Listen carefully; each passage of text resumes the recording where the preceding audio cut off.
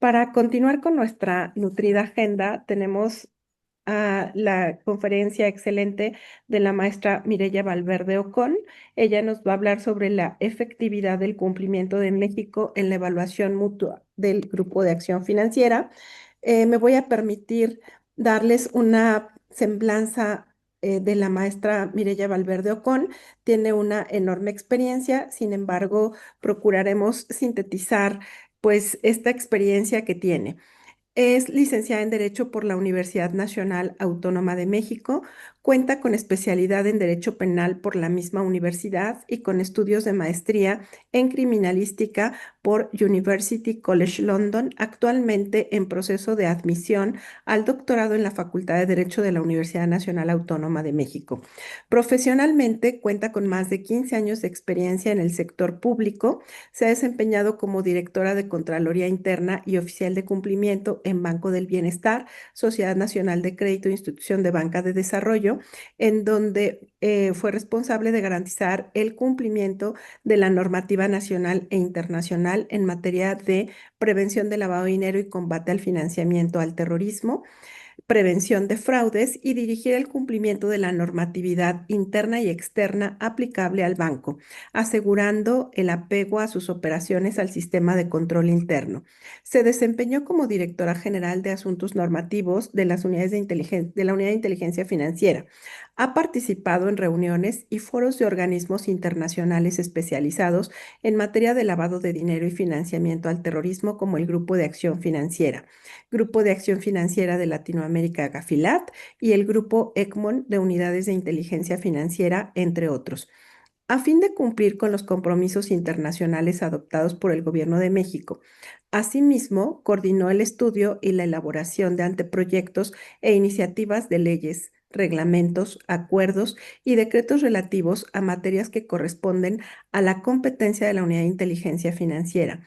Participó en la determinación y expedición de tipologías, guías y mejores prácticas para el sector financiero y actividades vulnerables. Se desempeñó como copresidente del Grupo Conjunto de las Américas de el ICRG del Grupo de Acción Financiera, a fin de identificar y revisar las jurisdicciones de América con deficiencias estratégicas en prevención del lavado de dinero y combate al financiamiento al terrorismo, que representan un riesgo para el sistema financiero internacional, y monitorear su progreso. Acciones que resultaron en recalificaciones positivas para México en su última evaluación mutua. Se desempeñó como director general adjunta de Prevención de Operaciones con Recursos de Procedencia Ilícita en la Comisión Nacional Bancaria y de Valores, en donde llevaba a cabo funciones de supervisión en materia de prevención del lavado de dinero y combate al financiamiento al terrorismo. Se desempeñó como administradora de validación en el Servicio de Administración Tributaria y Enajenación de Bienes, en donde llevaba a cabo la recepción y administración de los bienes asegurados por el Gobierno Federal de México, así como el servicio de atención a clientes después de la adjudicación de los bienes en comento. Por lo que respecta al sector privado, se desempeñó como oficial de cumplimiento de transmisor de dinero, en donde llevaba a cabo el adecuado cumplimiento normativo de la entidad. Laboró también como abogada litigante en materia penal y en notaría pública. Mirella cuenta con certificación en materia de prevención de operaciones con recursos de procedencia ilícita y financiamiento al terrorismo por parte de la Comisión Nacional Bancaria y de Valores, certificación en materia de prevención de operaciones con recursos de procedencia ilícita y financiamiento al terrorismo para sujetos obligados por actividades vulnerables, otorgada por la Unidad de Inteligencia Financiera.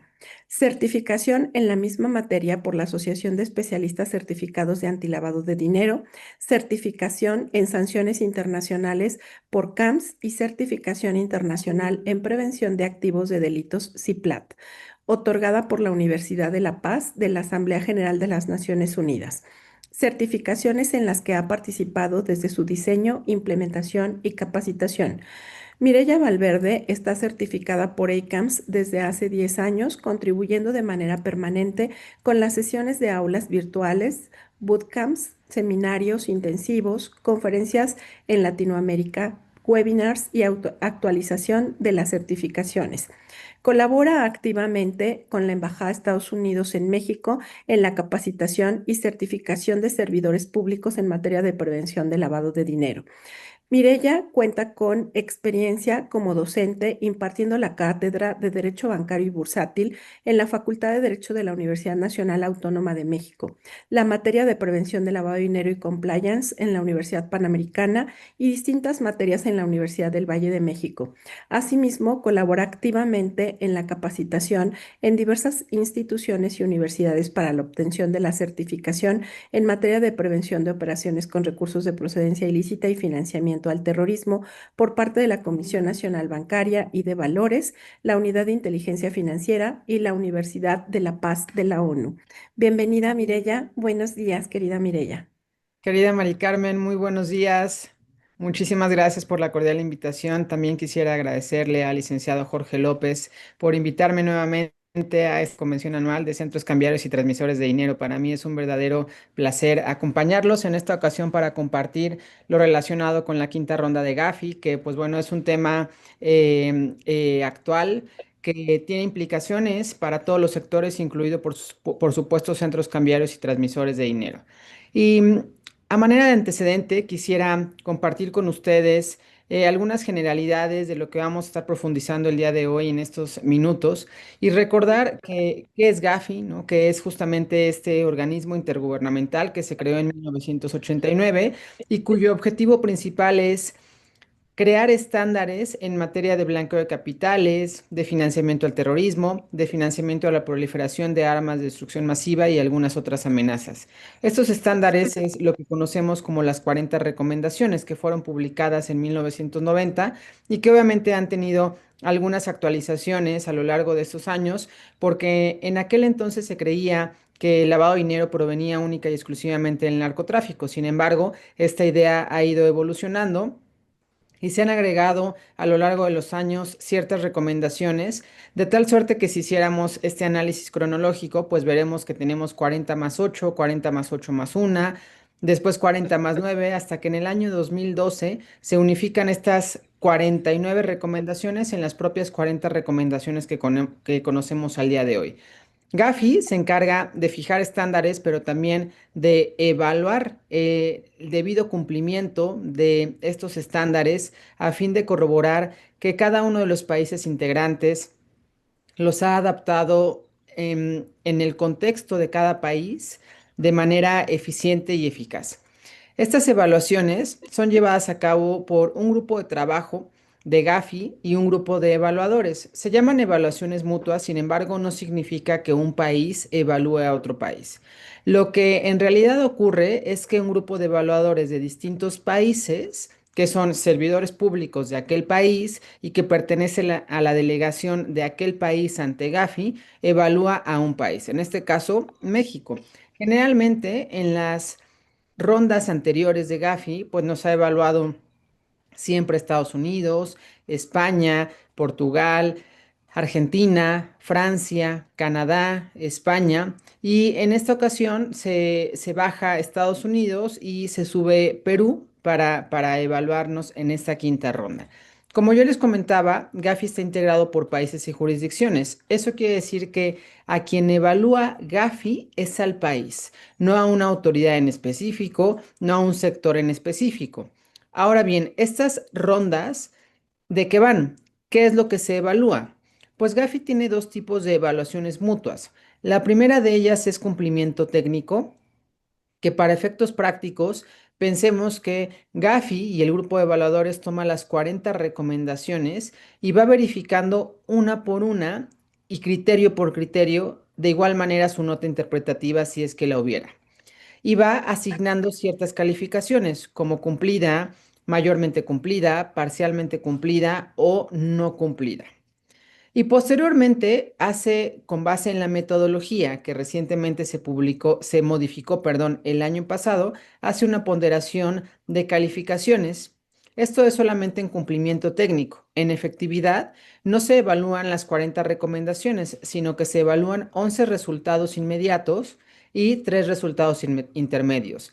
Que estos obviamente tienen que ver pues con la adecuada implementación, sí, de las 40 recomendaciones, pero también lo que hace Gafi es verificar que el país está alcanzando los resultados esperados de manera eficiente y eficaz. ¿Cuál es la diferencia de manera general entre una evaluación de cumplimiento técnico y de efectividad? La primera de ellas, para pues ponerlo en un contexto muchísimo más ejemplificativo en cumplimiento normativo, pensemos en la recomendación número uno de Gafi, ¿no? Que es de las más importantes y que Gafi les llama las Core Recommendations, que nos habla de el enfoque basado en riesgo. Y de manera general establece que el país está obligado a contar con una evaluación de riesgos, que en México ya contamos con ella, la Evaluación Nacional de Riesgos que se ha publicado en tres ocasiones, desde el año 2016, después 2020 y la última 2023, y que actualmente se está trabajando en la cuarta edición de esta Evaluación Nacional de Riesgos. En el siguiente criterio, esta recomendación número uno nos habla de contar con una autoridad o con un mecanismo que justamente permita llevar a cabo esta evaluación de riesgos. En México, pues ya es la Unidad de Inteligencia Financiera, que con base en el artículo 15 del Reglamento Interior de la Secretaría de Hacienda, se le dotan de estas facultades para preparar esta Evaluación Nacional de Riesgos. El siguiente de los criterios nos habla de que instituciones financieras deben de contar con una metodología de riesgos que haga justamente referencia al modelo de riesgo que tiene Gafi, que obedece a identificar, comprender y mitigar los riesgos a los que están expuestos. Eso ya lo tenemos en México desde el año 2017 y que entró en vigor en aquel entonces, si no mal recuerdo, en marzo de 2018 tuvimos enviado el diseño de nuestra metodología de enfoque basado en riesgo, incluido, por supuesto, centros cambiarios y transmisores de dinero. El último de los criterios de esta recomendación número uno nos habla de las actividades y profesiones no financieras designadas, que nosotros en México lo tropicalizamos como las actividades vulnerables. Establece de igual manera esta obligación de contar con una metodología. Esto recientemente lo estamos cumpliendo, derivado de la reforma a la ley antilavado el 15 de julio pasado. ¿De acuerdo? En este sentido, de manera muy general, este análisis es el que hacen los evaluadores de Gafi y verifican que en nuestro caso México esté cumpliendo con efectividad y va a asignar una calificación que ya hemos mencionado a cada uno de estos criterios. Al día de hoy, nosotros tendríamos cumplidos todos estos criterios, es decir, podríamos pasar a un cumplimiento total, óptimo, ¿no? Con la calificación máxima en esta recomendación número uno. Pero cuando hablamos de efectividad, es decir, estas evaluaciones, el segundo tipo que lleva a cabo Gafi, pues es una metodología totalmente distinta, porque en efectividad no basta solamente con demostrarle al grupo de evaluadores que hemos implementado las recomendaciones, sino que tendremos que demostrarle que estamos siendo efectivos como país. ¿Esto cómo podríamos demostrarlo? Pues con casos de éxito, con minutas de colaboración entre autoridades, con alguna manera de demostrar que tenemos acercamiento como autoridad con los sujetos obligados, también con sentencias firmes, con estadísticas congruentes entre autoridades, con convenios de colaboración, de intercambio de información, todo aquello que nos permita convencer al evaluador de Gafi que México lo está haciendo bien y que tiene un régimen robusto y que estamos obteniendo resultados favorables. A manera de ejemplo, también retomando esta recomendación número uno, que es un resultado inmediato cuando hablamos de efectividad totalmente distinto. Imaginen ustedes que el grupo de evaluadores nos diría, ok México, en cumplimiento técnico cumples con el tema de riesgos, pero en efectividad demuéstrame cómo esta evaluación nacional de riesgos ha sido verdaderamente adaptada y adoptado por todos tus sujetos obligados y ha contribuido a disminuir de manera efectiva los riesgos a los que están expuestos, es decir, a mitigarlos, pero solamente que esto lo tenemos que demostrar con resultados. Tendríamos que demostrar, no sé, pensando en voz alta, que ha existido alguna disminución de el índice que tenemos del delito de lavado de dinero y de los delitos precedentes, ¿no? Y que también con este análisis de riesgo, pues se ha contribuido a que los sujetos obligados cumplan de mejor manera. Y eso lo tendríamos que demostrar con un tablero de control en el cual esté todo en verde con nuestros sujetos obligados, ¿no? Entonces, aquí solamente pensando en voz alta, pero esa sería alguna de las maneras en las que podríamos como país demostrar que estamos cumpliendo de mejor manera. Las cuatro evaluaciones previas, porque Gafi lo que hace es evaluar por rondas. Actualmente estamos empezando la quinta ronda y pues nos sacamos la rifa porque Gafi decidió que México fuera de los primeros países en ser evaluado.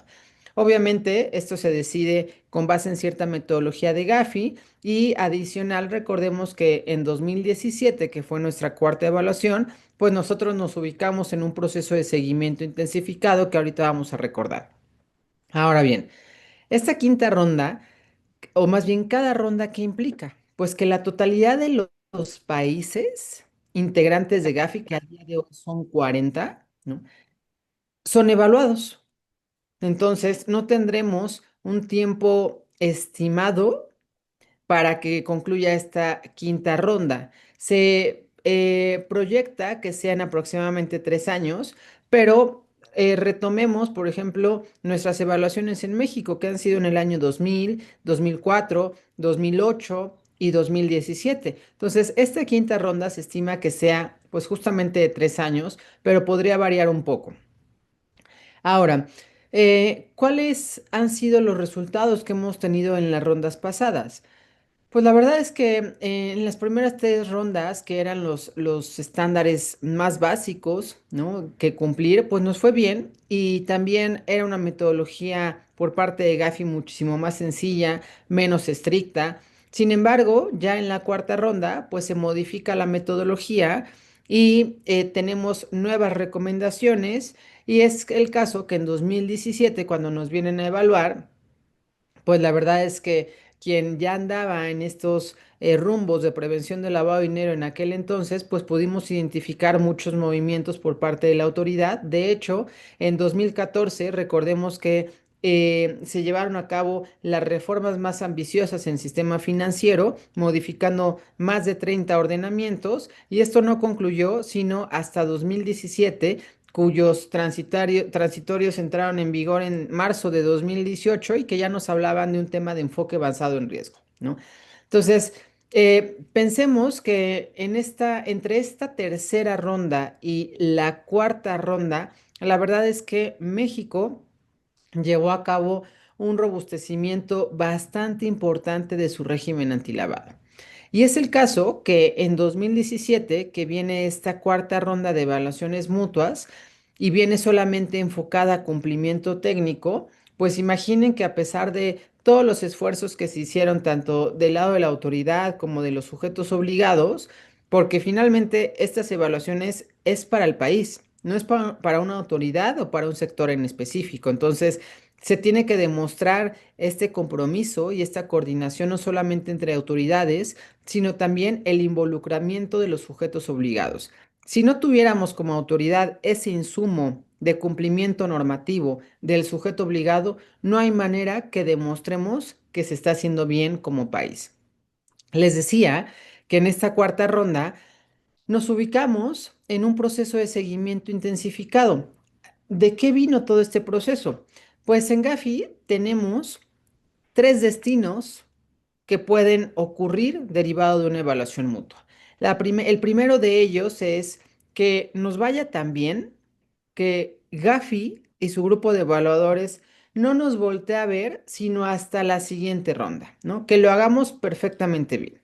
El segundo de los destinos obedece justamente a que nos vaya más o menos, ni muy bien ni muy mal. Entonces nos ubicaríamos en un proceso de seguimiento intensificado, que fue el caso de México en 2017. ¿Por qué este proceso? Pues imaginen ustedes que de un total de 40 recomendaciones, tuvimos 15 como parcialmente cumplidas y una como no cumplida. Es decir, estuvimos un poquito ahí en la cuerda floja porque pues, identificó Gafi que teníamos muchas áreas de mejora en nuestro régimen antilavado. Aún así, Gafi reconoció en 2017 que teníamos un régimen bastante robusto, ¿no? Y eso también es importante porque recordemos que los integrantes de Gafi son aquellos 40 países, incluido México desde el año 2000, que tienen esta capacidad y este régimen robusto para pertenecer a este selecto grupo de países que sí cumplen, ¿no? Y esto se los comparto con la finalidad no solamente de manera informativa, sino también a fin de sensibilizarlos y que nos volvamos un poco más empáticos en estas cuestiones, porque de pronto decimos, claro, es que en México se lava dinero y es de los países más corruptos y bla, bla. En el país, perdón, en el mundo son 190 y tantos países y solamente a 40 nos alcanza con el esfuerzo de todos y de todas nosotras y a nivel país para cumplir con estos estándares internacionales. Claro que somos un país grande y tenemos desafíos de esa misma dimensión. Tenemos, por ejemplo, para sistema financiero, incluidos por supuesto centros cambiarios y transmisores de dinero, tenemos 5.200 sujetos obligados aproximadamente, ¿no? En sistema financiero que supervisar por parte de la bancaria. Pero para los sujetos obligados por actividades vulnerables, aquellos del artículo 17 de la ley antilavado, tenemos 113.000 sujetos obligados. Es decir, no estamos hablando de algo minúsculo que podemos resolver de un día para otro, ¿no? En algún momento también, hace algunos años que platicábamos sobre la necesidad de contar con un registro público del beneficiario final, nos decían, es que cómo es posible que El Salvador lo hizo en 6 meses. Sí, claro, pero El Salvador, que es un país en unas condiciones totalmente distintas a las de México. México es de los países más grandes del mundo. Entonces imaginen todos los esfuerzos que tenemos que triplicar para contar con este registro público de beneficiarios finales y así podríamos ir con cada una de las áreas de mejora que pudiéramos tener, ¿no? Entonces les decía que en aquel momento, en la cuarta ronda en 2017, la verdad es que tuvimos 16 áreas de mejora identificadas por Gafi, ¿no? 15 como parcialmente cumplidas y una como no cumplida. Este segundo destino, que es el proceso de seguimiento intensificado, impulsó a México a hacerlo de mejor manera porque teníamos mucha tarea que hacer. Este proceso tenía implicaciones que deberíamos y así lo hicimos, de demostrarle a Gafi cada año con insumos que lo estábamos haciendo de mejor manera en aquello que nos fue mal en calificación. ¿Ok? Entonces teníamos 16 compromisos para demostrarle a Gafi que estábamos mejorando. Pero eso obviamente tenía implicaciones de reformas a las leyes primarias, secundarias, disposiciones de carácter general, robustecer todo aquello en lo que nos fue mal. Y la verdad es que México lo hizo bastante bien porque a partir de el tercer informe de seguimiento intensificado, México tuvo la oportunidad de solicitar recalificación de aquellas recomendaciones que tuvo como parcialmente cumplida, ¿no? Y es el caso que de un total de 15 más uno a finales de 2023, que se remitió el quinto informe de seguimiento intensificado, logramos resultados tan favorables que pasamos de tener 16 áreas de mejora a tener solamente 6 áreas de mejora, que eran 5 recomendaciones como parcialmente cumplidas y una como no cumplida, que finalmente si hiciéramos, y es el caso de lo que están haciendo los evaluadores de Gafi, ese ejercicio el día de hoy, veremos que la mayoría de ellas ya se están cumpliendo de mejor manera, derivado de la reciente reforma a la ley antilavado el pasado 15 de julio. Sin embargo, les decía que este es el segundo de los destinos que pueden derivar de una evaluación mutua. El tercero es obviamente el destino catastrófico que implica estar en una lista gris. Este destino es justo el destino que ningún país desea porque es muy sencillo entrar a esta lista gris, pero es muy difícil salir de la misma. Pensemos en el caso de Panamá. Panamá en 2017 aproximadamente tuvo una evaluación mutua por parte de Gafilat. Le fue mal, sin embargo, logró salir de este listado gris con algunas reformas que llevó en su régimen antilavado. Logra salir del listado gris, sin embargo, se relaja Panamá en cuanto a su régimen, comienza a incumplir y vuelve al listado gris. Y adicional a esto, pues se tuvo en Gafi algunas modificaciones, actualizaciones a los estándares internacionales. El caso es que Panamá incumplió y volvió a la lista gris. Y se quedó en esta segunda ocasión en esta lista gris por casi 4 años, un poquito más. Claro que se le atravesó una pandemia, ¿no? Pero obviamente fueron momentos complicadísimos para Panamá porque, les decía, es muy sencillo entrar, pero es muy difícil salir. En aquel entonces que yo me encontraba todavía en la unidad de inteligencia financiera, pues siendo copresidenta de las Américas de estos listados grises, pues tuve el compromiso y la oportunidad de conocer de cerca este proceso y justamente acompañábamos a las autoridades de Panamá, nos reuníamos con ellos al menos cada 15 días de manera virtual y también de manera periódica, de manera presencial, con la finalidad de que nos demostraran al grupo del ICRG de las listas grises que estaban cumpliendo de mejor manera.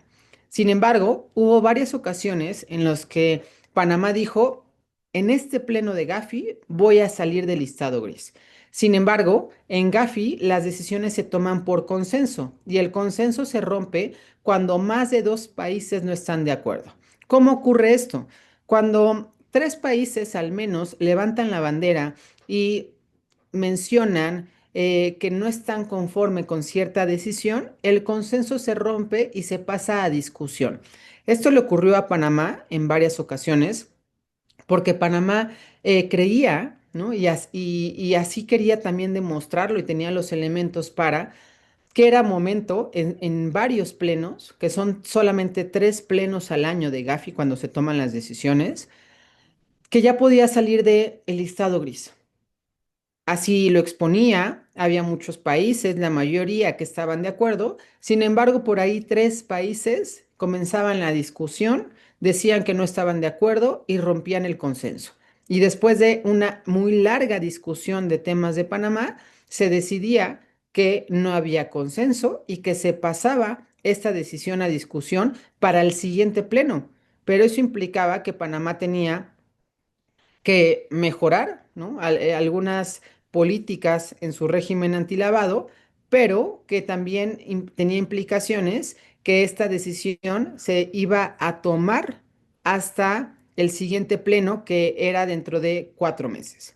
En este sentido, pues bueno, Panamá tuvo esta situación bastante compleja. Les decía que son decisiones que se toman única y exclusivamente en el Pleno por consenso. Este es el tercer destino, que al país le vaya mal y que ingrese en ese proceso de las listas grises. Ahora, ¿qué implicaciones tiene esto para México? Que alguno de estos 3 destinos, con base en la metodología de Gafi, nos va a tocar a nosotros y a cualquier país que esté siendo evaluado en esta quinta ronda.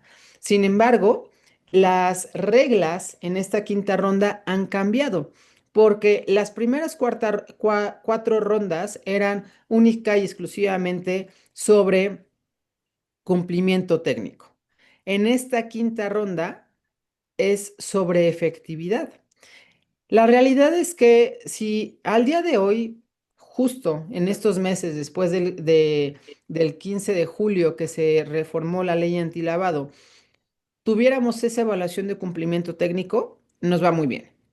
Porque les decía que en 2017, 2018 tuvimos solamente o acabamos con 6 áreas de oportunidad, ¿no? Que ya se solventaron con la reforma a la ley antilavado. Pero actualmente, esta ronda no es de cumplimiento técnico, es de efectividad. Por lo cual, ¿cuál es el proceso que se va a seguir a lo largo de estos meses? Nuestro informe de evaluación mutua va a ser discutido en el Pleno de octubre de 2026.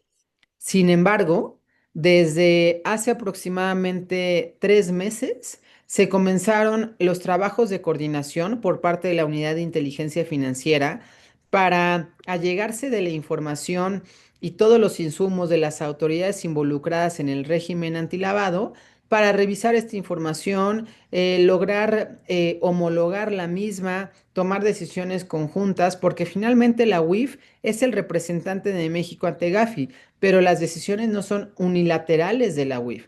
Las decisiones son de todas las autoridades involucradas en el régimen antilavado. Entonces, desde hace algunos meses, la UIF comenzó a liderar justamente este tema. Ya existen también grupos de alto nivel con la finalidad de que las autoridades pues estén preparadas para este proceso de evaluación mutua, porque nosotros que estamos en este mundo de prevención de lavado de dinero, sabemos las consecuencias tan drásticas que tendría que un país esté en el listado gris. Y retomando el ejemplo de Panamá. ¿Qué ocurría con Panamá? Panamá hace muchos años se decía, y que no era cierto, que era un paraíso fiscal. No podía haber sido un paraíso fiscal porque entonces no estaría en el grupo del organismo regional tipo Gafi, que era Gafilat, ¿no? Pero esos comentarios obviamente lo hacía gente que estaba alejada de este mundo de prevención del lavado de dinero. El caso es que Gafi, Panamá entra a este listado gris. eh, Después de varios años, logra salir del listado gris. Sin embargo, al momento de que sale, yo les puedo asegurar con todo uso de razón, porque estuve en ese proceso muy de cerca, que Panamá al día de hoy es uno de los pocos, no más de 5 países, de un total de 40, que cumple con la totalidad de las 40 recomendaciones, ¿no? Y entre paréntesis, otro ejemplo, México, eh, después de 25 años, porque somos miembro de pleno derecho de Gafi desde el año 2000, hasta hace un mes estamos cumpliendo con la totalidad de las 40 recomendaciones. O sea, es decir, nos llevó 25 años, porque no es sencillo, ¿no? Entonces les decía que el caso de Panamá sale de la lista gris, sale con un régimen bastante robusto en la materia, pero eso lo sabemos nosotros, porque entendemos de estas cuestiones. Pero ahora que Panamá trate de convencer a sus inversionistas que se le fueron por estar en la lista gris, que trate de convencer a todos aquellos que dejaron de confiar, de invertir, de apoyar, simplemente de operar con Panamá.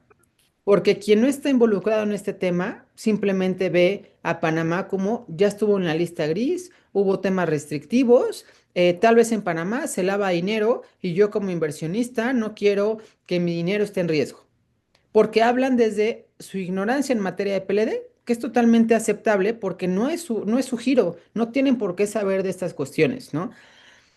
Ahora es justamente ese enorme desafío que se tiene que lograr nuevamente este equilibrio por parte de Panamá en cuanto a recobrar la confianza que se perdió en este proceso. Porque imaginen que en la actualidad el que se encuentra en este listado gris es Venezuela, ¿no? Está en América Latina este país que está en el listado gris. Si nosotros al día de hoy quisiéramos enviar una transferencia a Venezuela o recibirla, no se puede, ¿no?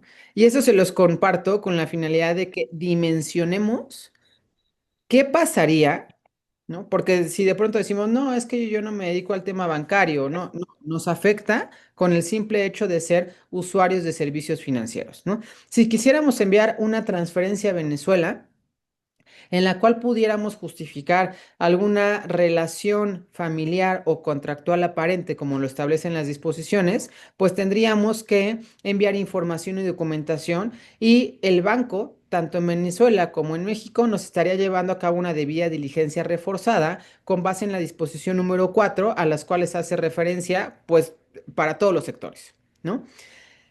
Pero también podría ser tan drástico que el banco nos diga, no, al día de hoy con Venezuela no transaccionamos, porque nuestro apetito de riesgo, porque nuestra tolerancia al riesgo no nos alcanza para asumir los riesgos que implicaría operar con Venezuela. porque tal vez nosotros como usuarios, como clientes de instituciones financieras, pues la verdad es que yo solo me dedico a recibir la remesa que me envía mi esposo de Estados Unidos. O solamente me dedico a cambiar mis divisas, porque entonces yo como usuario de centro cambiario, pues viajo mucho, ¿no? Y solamente cambio mis divisas de manera eventual. Em, entonces, esa operación diaria que tenemos, si quisiéramos en algún momento operar con Venezuela, seguramente el sujeto obligado dirá no, porque la ganancia que me dejas tú como usuario, tú como cliente del sujeto obligado, pues la verdad es que es mínima en comparación con aquellas multas que yo tendría como sujeto obligado que asumir y que pagar, ¿no?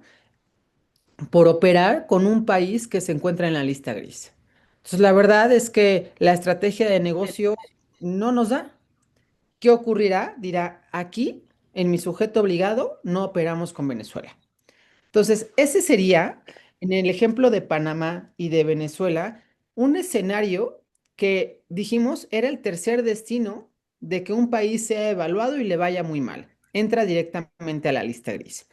Afortunadamente, no va a ser el caso de México, porque en esta quinta ronda, a pesar de que las reglas han cambiado y que se basan única y exclusivamente en efectividad, les comento que es evidente una coordinación interinstitucional por parte de todas las autoridades involucradas en el régimen antilavado. Aquí es cuando nos va a tocar demostrar que lo estamos haciendo bien, pero no solamente es sector público. También se requiere del compromiso por parte del sector privado, de todos los sujetos obligados, ¿no? Y ayer alguien en alguna charla me preguntaba, bueno, pues es que yo soy un banco, ¿no? Soy oficial de cumplimiento de banco y tengo un cliente que es una actividad vulnerable, pero no está dado de alta como actividad vulnerable. Me decía, ¿tengo que hacer algo? Yo le decía, ¿por qué estás dispuesto, tú que eres un banco cumplidor? Ujú. ¿Por qué estás dispuesto a no llevarle a cabo una debida diligencia adecuada a un cliente, ¿no? Si finalmente se la llevas a cabo a tu cliente persona física, se la llevas a cabo a tu cliente persona moral, sin que sea actividad vulnerable, ¿no? A tu persona expuesta políticamente, ¿no? Y en el caso de centros cambiarios y transmisores, pues usuarios, ¿no? Yo le decía, ¿por qué estás dispuesto a asumir el incumplimiento de otro sujeto obligado en este régimen, ¿no? Si finalmente tú lo estás haciendo bien? Entonces, esto se los comparto a fin de que también tomemos en cuenta que todos los sujetos obligados, todos los sectores, incluidos por supuesto centros cambiarios y transmisores de dinero, contribuyen directamente y muy activamente con esta quinta ronda de evaluaciones mutuas, ¿no? En este proceso, no se entabla comunicación directa por parte de la autoridad con algún sujeto obligado. Todo esto se hace a través justamente de las asociaciones, como es el caso de centros cambiarios y transmisores de dinero, que representan a todos estos sectores y que lo que pretenden es comunicar a la autoridad cuál es esta expectativa de cumplimiento normativo. En este sentido, pues el proceso que lleva esta quinta ronda, que ya comenzó desde hace algunos meses, implica que ya se envió el primer paquete de información que tiene que ver con cumplimiento técnico, pero pensemos que apenas estamos calentando motores en este tema de envío de información, porque yo les decía, esta quinta ronda es basada en efectividad. A finales de este año estaremos remitiendo la información que nos permita demostrar que estamos siendo efectivos, ¿no? Y esta información se estará remitiendo a más tardar en noviembre de este año.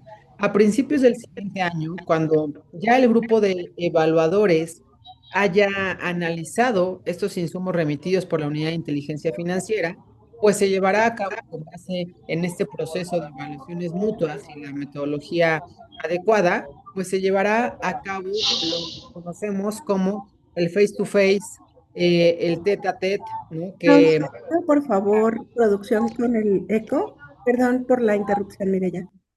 No te preocupes, Mari Carmen. Sí, creo que por ahí hay algún micrófono abierto, ¿no? Muchas gracias. Les decía que entonces el siguiente año, a principios, continuando con este proceso, pues se estará llevando a cabo la entrevista, el face to face, el tete a tete, en el cual se reúnen el grupo de evaluadores con toda la información que hemos remitido ya analizada y con puntos específicos a cuestionar. Pero también del otro lado están las autoridades del régimen antilavado y algunos representantes de ciertos sectores. En su momento seguramente estará coordinando la UIF con todos estos sectores, pero en esta entrevista es una dinámica y la verdad es una situación bastante estresante y seria para las autoridades, porque pues aquí se manda a los mejores representantes de cada autoridad, al que habla este idioma de prevención de lavado de dinero, al cinta negra que aparte tiene la capacidad de comunicarse en inglés con el grupo de evaluadores, en un inglés técnico de prevención de lavado de dinero, ¿ok? Porque aquello que diga bien o que diga mal cuando el grupo de evaluadores lo cuestione, tiene implicaciones directas en nuestras calificaciones como país. ¿Ok?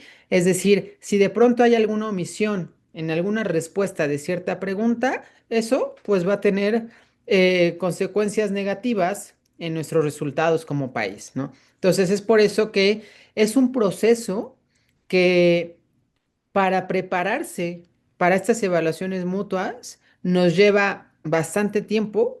Después el propio proceso en sí, es decir, ya el proceso de esta evaluación mutua que, como les reitero, comenzó hace aproximadamente 3 meses, va a concluir tentativamente hasta octubre de 2026. Y en aquel octubre del siguiente año, que pareciera que falta mucho tiempo, pues miren ustedes, con nuestra reciente reforma a la ley antilavado, yo les puedo compartir que la estuvimos impulsando desde 2019 en la administración del doctor Santiago Nieto en la Unidad de Inteligencia Financiera. Y no lo logramos. Se logró hasta hace un mes. Obviamente, ya con esta presión internacional de México, si no tienes tu reforma a la ley antilavado, vas a seguir incumpliendo en cumplimiento técnico y en efectividad sería un escenario muchísimo más serio. ¿De acuerdo? Entonces, en este sentido, a pesar de que podríamos tal vez pensar que falta mucho tiempo, no, porque cuando hablamos de temas de compliance, de cumplimiento normativo, de modificar reformas, de hacerlas cumplir, de como sujeto obligado cumplirlas en tiempo y en forma, pues y que todo esto se haga antes de octubre de 2026, que yo les diría son al menos 3 meses antes de octubre de 2026, porque ese último periodo es cuando el grupo de evaluadores pone sobre la mesa toda la información que se remitió y una decisión preliminar, ¿no? Digo preliminar porque los grupos de trabajo de Gafi solamente hacen la recopilación, análisis y emiten estas decisiones preliminares. Quien toma la decisión final en Gafi son los jefes de delegación de cada país. Es decir, vamos a tener en total 40 países que estarán, bueno, en este caso 39, que estarán votando a favor o en contra de aquello que se decida respecto de la situación de México ante Gafi. En este sentido, pues es importante que tengamos en cuenta que este proceso es bastante complejo, es bastante serio, que tiene implicaciones no solamente si nos estamos involucrando en temas de prevención de lavado de dinero en algún sector, sino que también si nos fuera bien o nos fuera mal, nos beneficia o nos perjudica como usuarios de servicios financieros. Yo ya les puse el ejemplo, imaginen que nos va a ir muy bien, como va a ser el caso para México, pues vamos a poder seguir transaccionando tan fácilmente, ¿no? Porque de pronto nosotros decimos, bueno, es que la verdad es que el sistema financiero es bastante estricto, son muchas obligaciones, la autoridad se la pasa reformando la norma, cambiando las disposiciones. Es que no es capricho de la autoridad, es con la finalidad de cumplir con estos compromisos internacionales. Entonces, si nos fuera bien, como seguramente va a ser el caso, pues podemos seguir con nuestra vida financiera desde la trinchera en la que nos encontremos, como lo hemos estado haciendo.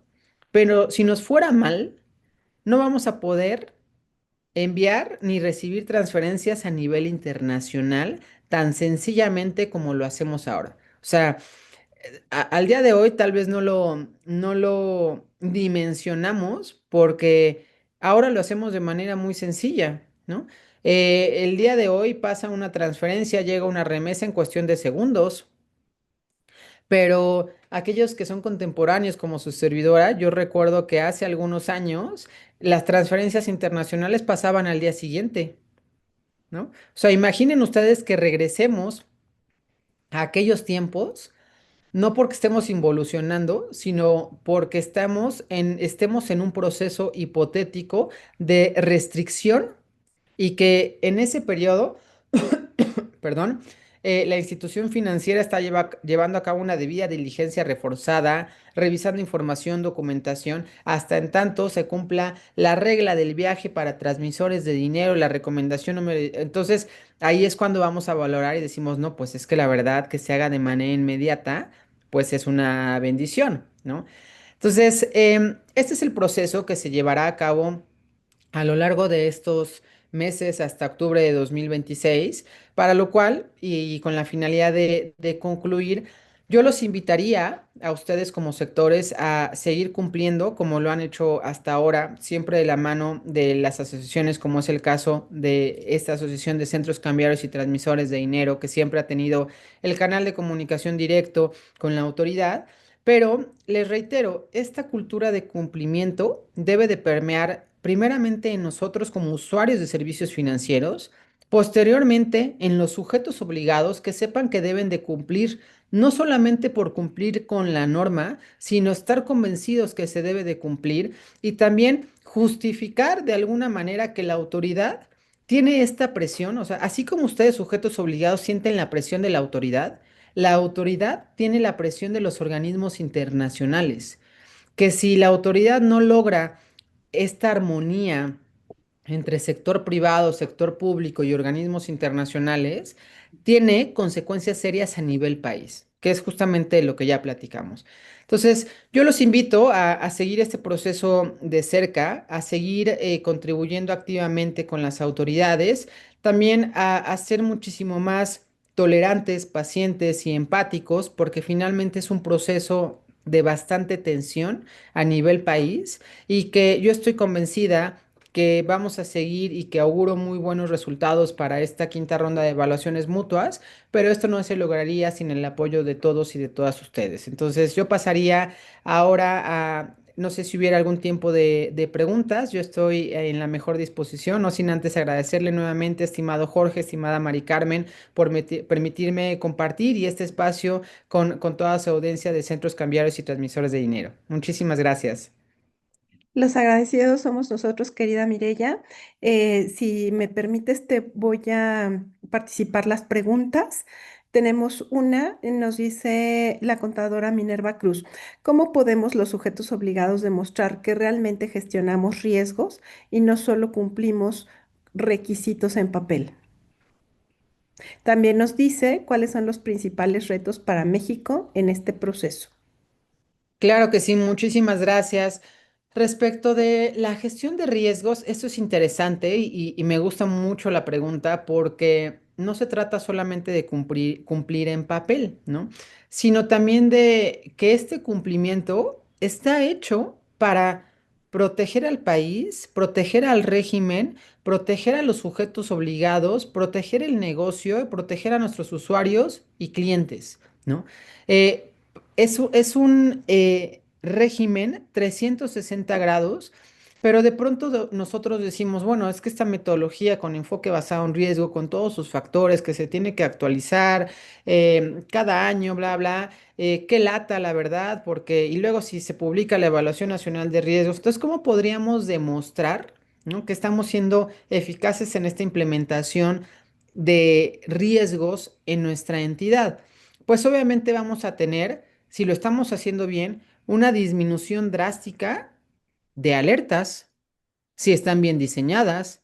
Vamos a tener también como vamos a tener un mejor cumplimiento normativo, vamos a tener una disminución de actos de autoridad respecto de nuestro sujeto obligado.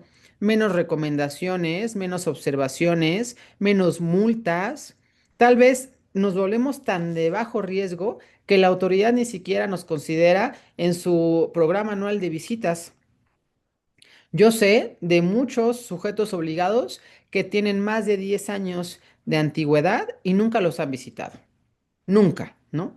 ¿Por qué? Porque son cumplidores, porque son de riesgo bajo, porque administran y gestionan muy bien sus riesgos y así podemos ir con elementos positivos, ¿no? Entonces, esa sería la mejor manera de medir qué tan bueno ha sido nuestra implementación y análisis de riesgo, ¿no?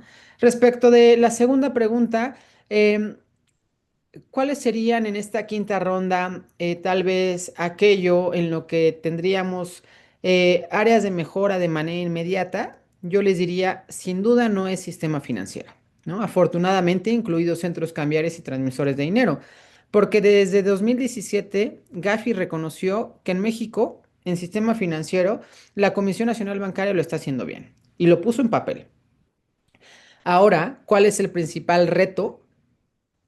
Sujetos obligados por actividades vulnerables. Porque la reforma del 15 de julio, es decir, hace un mes, implica o pone a estos sujetos obligados, 113,000 sujetos obligados, a correr un maratón cuando apenas estaban comenzando a caminar, ¿no? Entonces les dice, a ver, actividad vulnerable, tú tenías estas cuatro obligaciones muy sencillas, pero ahora tienes estas 10 obligaciones adicionales y las debes de cumplir ya.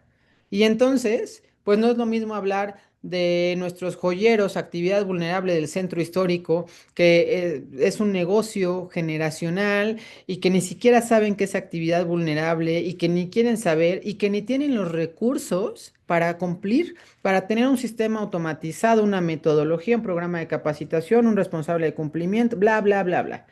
No es lo mismo hablar de esos joyeros a hablar de una joyería muy reconocida a nivel transnacional, que dice, pues a mí me da lo mismo la ley antilavado, yo ya cumplo con eso y más desde siempre. Entonces, hasta en las propias actividades vulnerables hay un abismo de diferencia, están en polos opuestos, ¿de acuerdo? Entonces, el principal reto, sin duda, son los sujetos obligados por actividades vulnerables.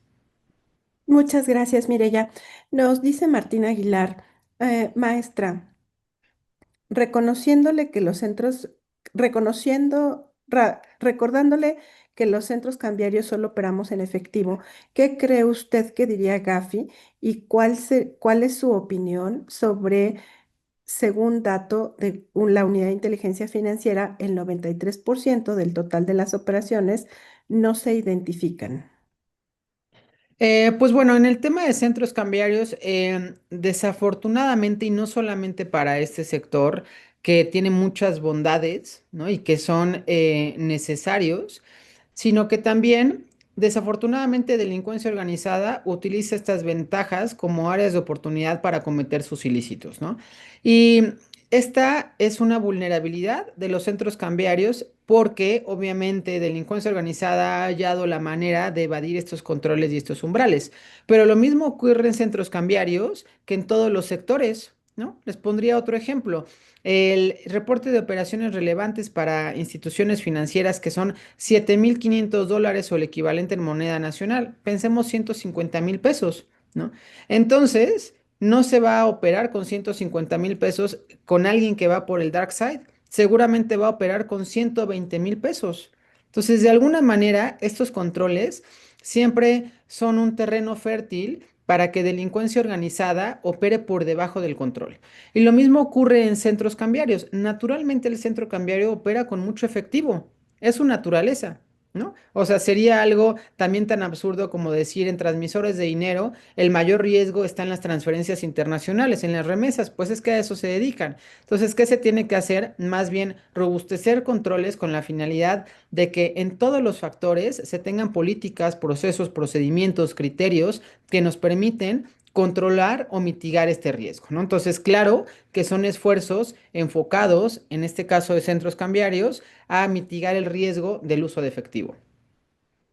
Gracias, Mireya. Nos dice la licenciada Elvia García, ¿qué tanto impacta la designación de los cárteles mexicanos como terroristas en dicha evaluación?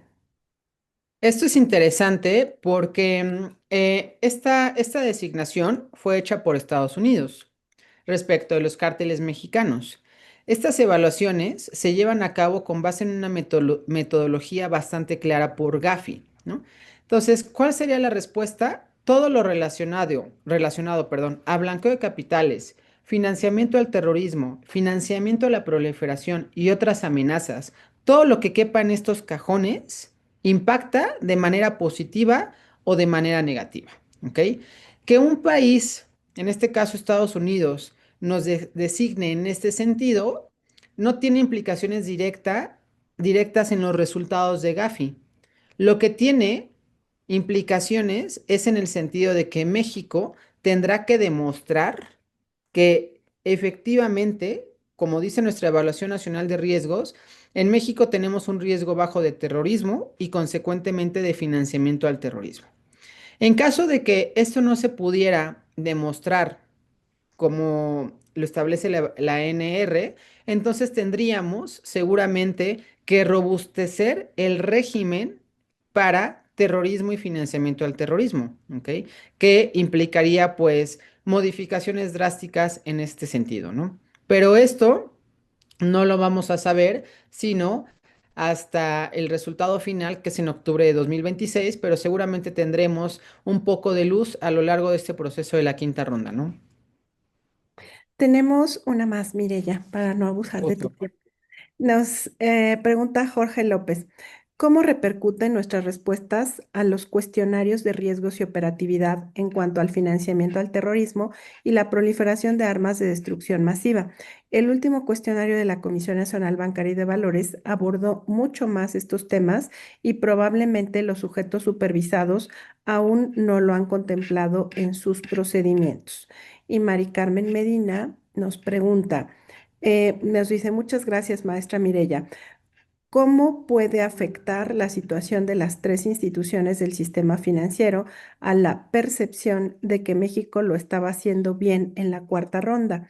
La reforma a la ley con las nuevas obligaciones entrará en vigor hasta después de que la Secretaría emita las reglas de carácter general en el 2026, después de la evaluación mutua. ¿Será tomado en cuenta por el grupo evaluador? Respecto de la primera pregunta de mi estimado Jorge, la realidad es que en México, instituciones financieras y sujetos obligados por actividades vulnerables no tienen un régimen robusto contra el terrorismo y financiamiento al terrorismo, porque a pesar de que existe la obligación, las evaluaciones nacionales de riesgo de 2016, 2020 y 2023 han establecido esto como un riesgo bajo, ¿ok?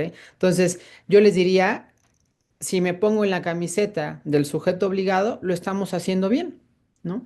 Pero ahora veremos cuáles son las implicaciones de estas designaciones, ¿no? Entonces, sí, sin duda, estos cuestionarios de operatividad que tienen un carácter voluntario, entre comillas, es el insumo que recaba la unidad de inteligencia financiera para ir construyendo esta evaluación nacional de riesgos. Y en esta ocasión, pues con mayor ahínco, se enfocó en temas de terrorismo y financiamiento al terrorismo para demostrar que México tiene un riesgo bajo y en caso de que no fuera así, pues entonces robustecer la norma en este sentido. ¿De acuerdo?